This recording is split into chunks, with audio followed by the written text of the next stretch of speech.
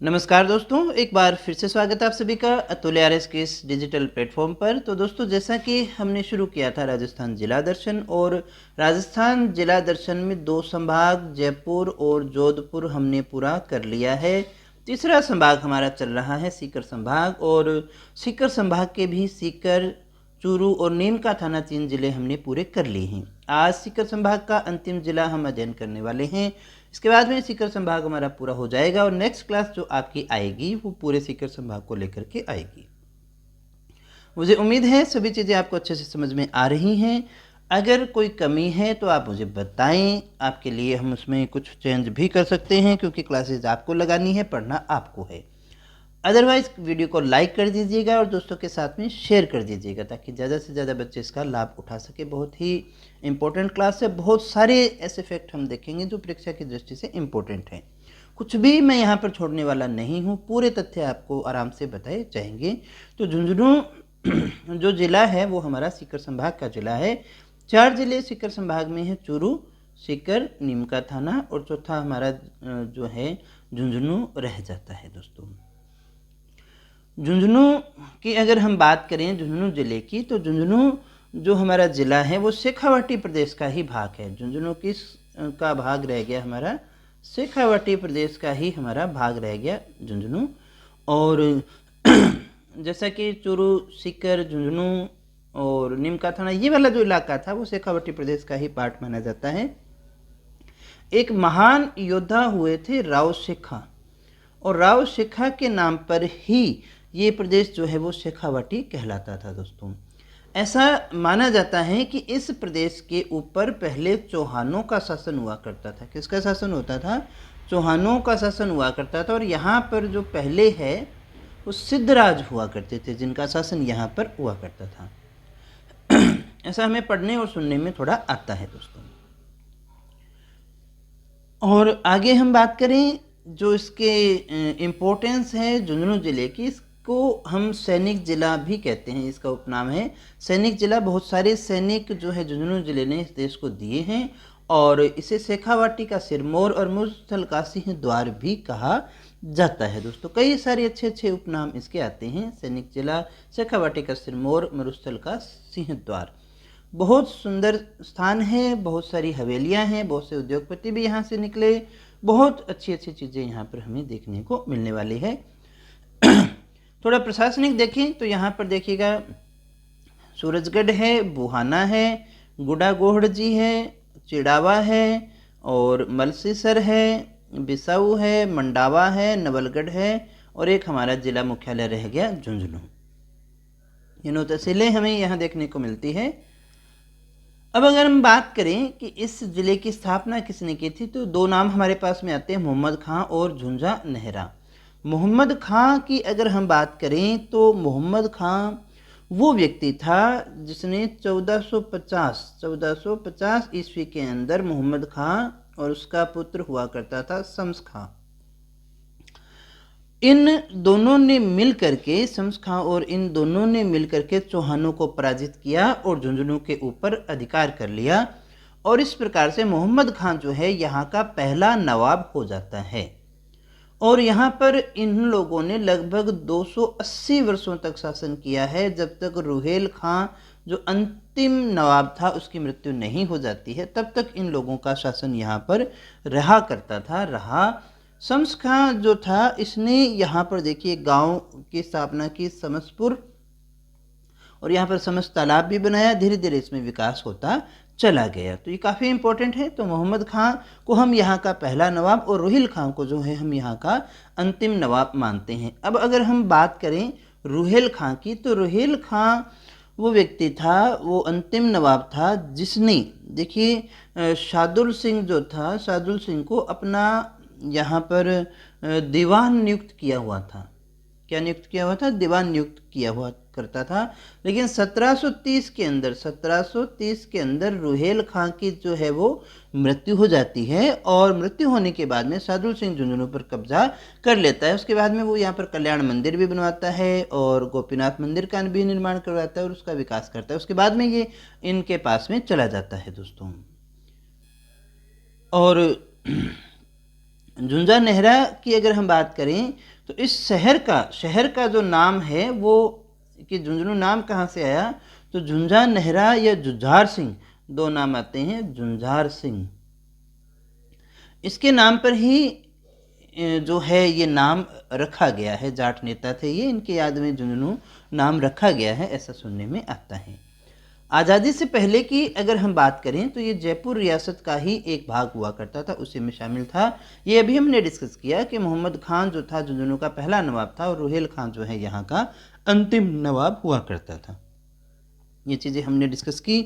यहाँ देखिए एक शेखावाटी ब्रिगेड भी थी, ये भी याद रखिएगा। शेखावाटी ब्रिगेड की स्थापना भी यहाँ पर की गई थी 1834 के अंदर।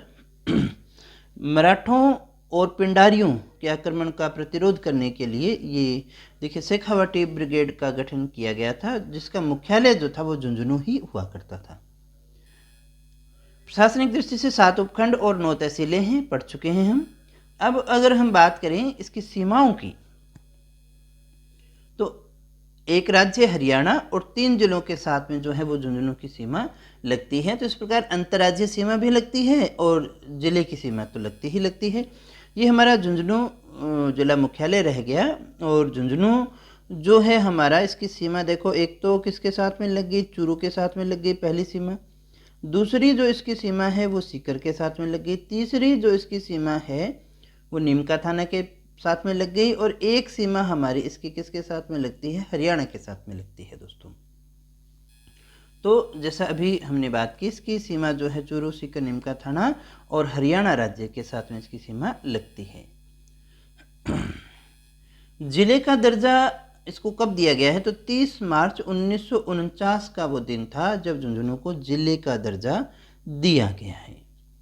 यहाँ का शुभंकर जो है वो पक्षी रह गया हमारा, कौन सा, काला तितर पक्षी है जो यहाँ का हम शुभंकर मानते हैं। और यहाँ नदियों में अगर हम बात करें तो कांतली नदी जो है वो मुख्यतः रह गई दोस्तों। यहाँ की मिट्टी कैसी है, रेतीली ही है। यहाँ वनस्पतियों की अगर हम बात करें तो वनस्पतियों में आम, नींबू, जामुन, बील, केवड़ा, ऐसी चीज़ें हमें यहाँ पर देखने को मिलती हैं। जनसंख्या के आंकड़ों की दृष्टि से ये इम्पोर्टेंट है, क्योंकि न्यूनतम या तो सबसे कम वाला इम्पोर्टेंट होता है या सबसे अधिक वाला। तो न्यूनतम तो यहाँ पर बाल लिंगानुपात है और सर्वाधिक यहाँ पर क्या है, पुरुष साक्षरता है। तो दोनों ही दृष्टि से पहला है, इसलिए ये इम्पोर्टेंट हमारा रह जाता है दोस्तों। इसके अलावा यहाँ पर है रानी सती का मंदिर, मूल नाम नारायणी है। रानी सती की घटना देवराला नीमका थाना में हमने देखी थी, सीकर में भी हमने इसकी चर्चा की थी। तो रानी सती का जो मंदिर है उसका मूल नाम, रानी सती का मंदिर भी है यहाँ, और मूल नाम जो है इनका वो हमारा रह गया नारायणी बाई। यहाँ देखिएगा नरहड़ पीर की दरगाह भी है, जिसे हम बांगड़ का धनी भी कहते हैं। क्या कहते हैं दोस्तों, बांगड़ का धनी भी हम कहते हैं। नरहड़ पीर की दरगाह यहाँ पर है और यहाँ मेला लगता है, ये इंपॉर्टेंट हमारा रह गया। कृष्ण जन्माष्टमी के दिन यहाँ पर मेला लगता है, ये हमें याद होना चाहिए। इसके अलावा यहाँ पर बावलिया बाबा का मंदिर भी है, यहाँ के काफ़ी इम्पोर्टेंट है। ये चिड़ावा के संत मानते हैं। शेखावाटी का साईं बाबा इनको कहा जाता है दोस्तों। क्या कहा जाता है, शेखावाटी का साईं बाबा। बहुत सारे चमत्कार यहाँ के फेमस हैं, इनके फेमस हैं, और इसी कारण यहाँ पर इनकी बहुत ज़्यादा मान्यता रह गई दोस्तों। एक यहाँ पर है मालेरा का बास, वहाँ पर आपको मिलेगा 12 ज्योतिर्लिंग का मंदिर, और ये आकार में जो है वो देश के नक्शे के समान है, भारत के नक्शे के समान है। राज्य का ऐसा पहला ही अपने ये मान करके चलते हैं, ऐसा शायद यही एक मंदिर है जो यहाँ हमें देखने को मिलेगा दोस्तों। इसके अलावा आगे हम चलें और तो मंदिर हमने कौन से देख लिए, हाँ रानी सती का मंदिर का भी डिस्कस हमने किया। मूल नाम जो है इनका नारायणी बाई हुआ करता था, और तन धन दास जो हैं वो इनके पति थे। अग्रवाल समाज की कुल देवी हम इन्हें मान के चलते हैं। और ठीक है, बावलिया बाबा मंदिर हो गया, 12 ज्योतिर्लिंग भी हो गया। अब हम बात कर लेते हैं कुछ हवेलियों की। पिलानी में रह गई बिड़ला हवेली। पिलानी जो है बिड़ला के लिए ही जाना जाता है, बिड़ला परिवार कॉरपोरेट घराने के लिए ये जाना जाता है। नवलगढ़ काफ़ी सुंदर जगह है, बहुत सारी हवेलियाँ यहाँ पर हैं। पोदार हवेली आपको यहाँ पर मिलेगी। नवलगढ़ के अंदर कौन सी हवेली है? जो है पोदार हवेली रहेगी। और नवलगढ़ इतना सुंदर है क्योंकि इसे यहाँ पर हम शेखावाटी की गोल्डन सिटी भी कहते हैं। शेखावाटी की गोल्डन सिटी, स्वर्ण नगरी, ये भी हम इसे कहते हैं। नवलगढ़, एक नवलगढ़ में देखिएगा अब कैसे है, देखिएगा गंगा मंदिर भी है यहाँ पर, गंगा माता का मंदिर भी है यहाँ पर। एक द्वारकाधीश मंदिर है, उसकी चर्चा हमने कर ली। चिड़ावा में भी एक बहुत प्रसिद्ध हवेली रहेगी जिसे हम क्या मानते हैं, डालमिया हवेली के नाम से जानते हैं दोस्तों। वैसे चिड़ावा जो है वो फेमस रहा है राणा परिवार के लिए, और राणा परिवार क्या है, ख्याल गायकी के लिए जाना जाता है। चिड़ावा ख्याल भी है एक। झुंझुनू खुद सिटी की बात करें तो यहाँ पर ईश्वरदास मोदी की हवेली, टिबड़े वाला की हवेली और भी बहुत सारी हवेलियाँ हमें यहाँ पर देखने को मिल जाएगी दोस्तों। ये हमने पढ़ा समस्त तालाब शम्स खां के द्वारा बनवाया गया था। चंचलनाथ का टीला है, जोरावरगढ़ है, खेमी शक्ति मंदिर है, खेतान बावड़ी, भूत बावड़ी, ये सारी के सारी आपको कहाँ मिलेगी? झुंझुनू में ही देखने को मिलेगी दोस्तों। बिसाऊ, बिसाऊ क्यों इम्पोर्टेंट है? बिसाऊ में देखिएगा मूक रामलीला, मूका बहन है, यहाँ पर जो अभिनय होता है वो कोई कैसा होता है, मूक होता है, बोलते नहीं है, संवाद नहीं है, तो बिसाऊ में है। मूक रामलीला इम्पोर्टेंट है, पूछी जा सकती है आपसे। एक बहुत ही प्रसिद्ध गज़ल गायक रहे हमारे मेहंदी हसन, वो भी झुंझुनू के लूणा गांव से ही थे, इसलिए इम्पोर्टेंट हमारा रह गया, लूणा गांव से थे ही। अभी हमने चर्चा की इसकी। शेखावाटी की स्वर्ण नगरी हम किसे कहते हैं? नवलगढ़ को कहते हैं शेखावाटी की स्वर्ण नगरी। यहाँ मंडावा, मंडावा जो है वो किस लिए जाना जाता है? बरखान बालूका स्तूप के लिए फेमस स्थान रह गया, खूब है यहाँ पर मंडावा। और अगर यहाँ हवेलियों की बात करें तो यहाँ मंडावा में हवेलियाँ भी हैं दोस्तों, काफ़ी इम्पोर्टेंट। रामनाथ गोयनका, रामनाथ गोयनका की भी हवेली है यहाँ पर एक, और रह गए यहाँ पर सागरमल लोरडिया, इनकी हवेली भी हमें मंडावा में देखने को मिलेगी। यहाँ हवेलियाँ भी हैं और बरखान बालूका स्तूप भी हैं। गर्दभ अभयारण्य, देखो गधों का अभयारण्य भी है यहाँ पर डूंडलोड में। कहाँ है? गर्दभ अभयारण्य डूंडलोड के अंदर आपको देखने को मिल जाएगा दोस्तों।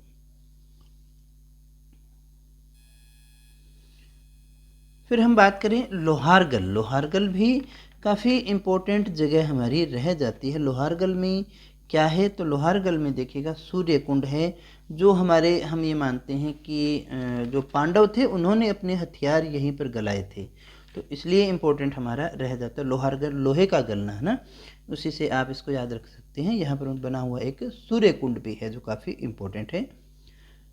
कमरुद्दीन शाह की दरगाह भी कहाँ है? झुंझुनू में ही है।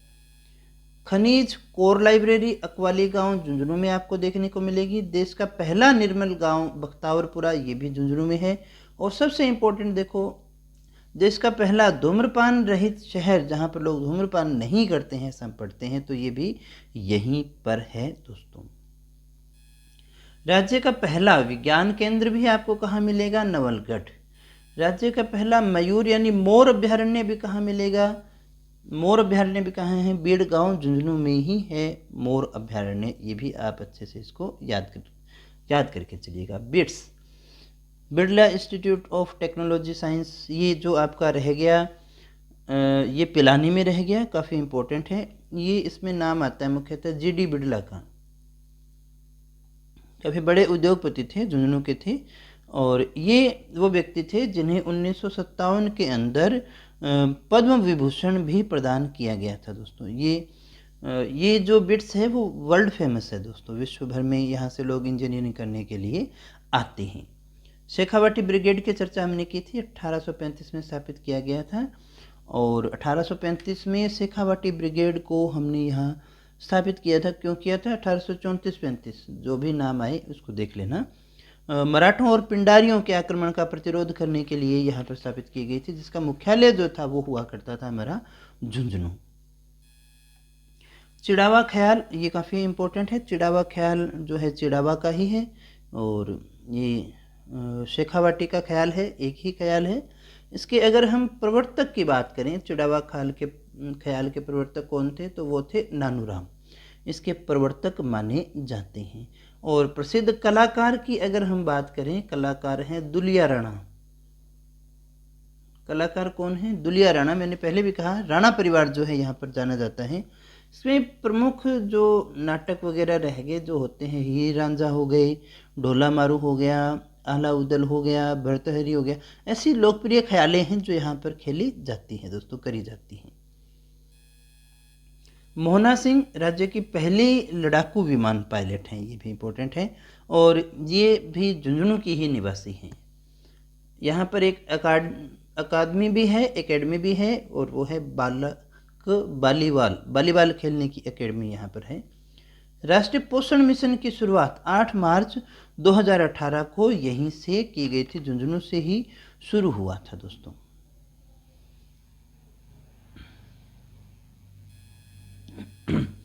एशिया का सबसे बड़ा आयुध डिपो, हथियारों का डिपो भी कहाँ पर है? झुंझुनू में ही है। मास्टर प्यारेलाल गुप्ता, जिन्हें हम कहते हैं चिड़ावा का गांधी, मास्टर प्यारेलाल गुप्ता, वो भी यहीं से संबंधित हैं, ये भी हमें याद रखना। मूलतः अगर हम इनकी बात करें तो ये यहाँ के नहीं थे, ये यूपी के थे। ये गांधीवादी विचारधारा के शिक्षक हुआ करते थे। अलीगढ़ में थे पहले, अलीगढ़ से लगभग 1922 के आसपास ये यहाँ पर चिड़ावा में आ गए, और इन्होंने यहाँ पर एक समिति स्थापित की थी, अमर सेवा समिति। कौन सी समिति? अमर सेवा समिति की स्थापना की और स्कूल खोला और गांधीवादी विचारों का प्रचार किया, और इसी कारण इन्हें जो है चिड़ावा का गांधी कहा जाता है। ये ध्यान दीजिएगा, मूलतः ये यहाँ के नहीं थे, यूपी के थे, यूपी से ये यहाँ पर आए थे, अलीगढ़ से थे ये मूलतः। जीडी बिड़ला, अभी हमने बात की, राज्य का पहला पद्म विभूषण जो 1957 में इन्हें ही प्रदान किया गया था। हवलदार मेजर पीरू सिंह, ये भी बहुत इंपॉर्टेंट नाम माना जाता है, पीरू सिंह शेखावत। राज्य के पहले परमवीर चक्र विजेता हम मानते हैं इनको, और ये इसलिए भी इम्पोर्टेंट हो जाता है 2023 के अंदर, जब हमने देखा कि अंडमान निकोबार के 21 द्वीप थे, उनको सैनिकों और इनके नाम पर रखा गया, तो उसमें से परमवीर विजेताओं के नाम पर रखा गया था। तो एक द्वीप है जिसका नाम है मैन, इसका नाम क्या था? INAN 374। इसका जो नाम है मेजर पीरू सिंह के नाम पर करने की घोषणा हो चुकी है। सुमित्रा सिंह की बात करें तो सुमित्रा सिंह वो महिला थी जो हमारे राज्य की पहली महिला विधानसभा अध्यक्ष बनने का गौरव प्राप्त किया, और ये झुंझुनू विधानसभा क्षेत्र से ही जीती, बार बार जीती। और कितनी बार जीती? 9 बार जीती, 9 बार विधायक यहाँ से बन चुकी हैं। नरोत्तम लाल जोशी बहुत इंपॉर्टेंट नाम हो जाता है, क्योंकि हमारे राज्य के पहले विधानसभा अध्यक्ष जो हैं वो कौन थे? नरोत्तम लाल जोशी ही थे। धनूरी गांव भी अभी हाल ही में चर्चा में रहा। धनूरी गांव को हम क्यों जानते हैं? क्योंकि धनूरी गांव में सैनिकों के सम्मान में देश का पहला शौर्य उद्यान जो है वो स्थापित किया जा रहा है। राज्य का दूसरा सैनिक स्कूल भी यही है। जोहड़ यहाँ की प्रमुख विशेषता है। राज्य की सीढ़ीनुमा कुएं होते हैं जो यहाँ के माने जाते हैं। सीरी भी कहाँ है? सेंट्रल टेक्नोलॉजी इंस्टीट्यूट है ये भी पिलानी में ही है, 1957 से है। और एक यहाँ पर प्रमुख व्यक्ति हमारे रह जाते हैं, राकेश झुंझुनवाला। जो भी शेयर मार्केट से जुड़ा हुआ व्यक्ति होगा वो शायद इसका नाम जानता होगा। Rakesh Jhunjhunwala the big bull के नाम से जाने जाते हैं। ये भी मलसी सर से ही संबंधित रहे हैं दोस्तों। एक और 2 नाम आप याद रख सकते हैं, सरपंच नीरू यादव। अब सरपंच नीरू यादव किस लिए जानी जाती है? क्योंकि सरपंच ये हॉकी वाली सरपंच के नाम से जानते हैं अपने। अगर आपसे पूछा जाए हॉकी वाली सरपंच कौन है तो यही हैं, हॉकी वाले सरपंच के नाम से जाने जाते हैं, क्योंकि इन्होंने ही गांव की लड़कियों से मिलकर के हॉकी की टीम तैयार की थी दोस्तों। ये भी अच्छा है, इम्पोर्टेंट है, काफ़ी इम्पोर्टेंट जगह रहेगी हमारी झुंझुनू। काफ़ी चीज़ें हमने यहाँ से डिस्कस